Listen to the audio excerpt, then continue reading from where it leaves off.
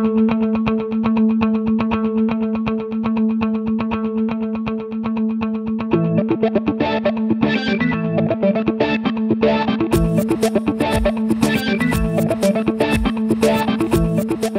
know, salt as flavor. Is salt the building block, the foundation of flavor, or is it something that enhances flavor? In my view, it's an enhancement. Very necessary in my view, you can do without it. But understand, people's palates are trained and understand that people really, I guess, are somewhat addicted to salt. Why are we so intimidated by salt? Because we know that if you put too much in, it ruins a dish. We know that if we put too little in, the dish tastes bland. So how do you do it, and what do you use to get to the point where it's perfect? Well, in front of me I have a lot of salts that I'm going to talk about, but these are the two big boys for seasoning. You know, a lot of chefs prefer kosher salt. The reason why is it has no iodine in it, it's very clean, there's no additives, and it has a large flake to it. So, and it's easy, it's got a great texture to it. So it's a really great, and it's also very inexpensive, by the way, relatively speaking. So, you know, we've got black salt, which really, you can find this black salt harvested. We get it from a place in Hawaii. And basically they add a little bit of lava to it, so it enhances the color, because salt is not normally black like this, or red. You know, they're going to get some of that red clay to enhance that. So these are what I would call mineral salts.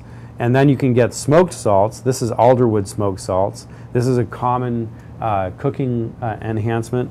You know, we have, again, the black salt, the Peruvian pink, the sal gris. Sal gris we want to talk about, because there's two principal salts for Celtic salt, which is the 2,000-year-old Celtic method of extracting salt from seawater, which is very commonly used in Brittany. There's two. If it's a very shallow salt bed in the marshes of Brittany, what they skim off the top is fleur de sel, flour of salt, or the very pure white sun-baked crust that forms on the top of a salt bed.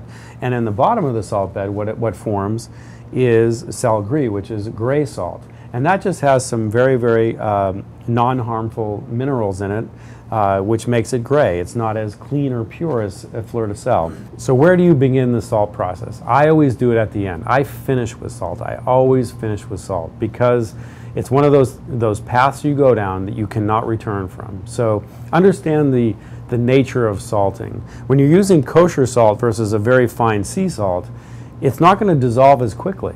So you'll be getting your mashed potatoes, you'll have them all mashed up, you'll have the right consistency with your butter and your milk, and maybe a little bit of water, olive oil, whatever you're using to get the right consistency.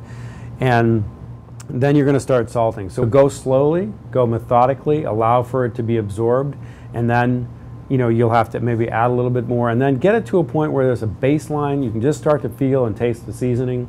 And then just before service, just before you're about to put it out to the table for your friends, check it again, maybe add a little bit more salt, and then serve it right away. Because at that point, you're in control of it. If you get too far and you've over-salted your potatoes, you're chasing a ghost. Throw it away, start over.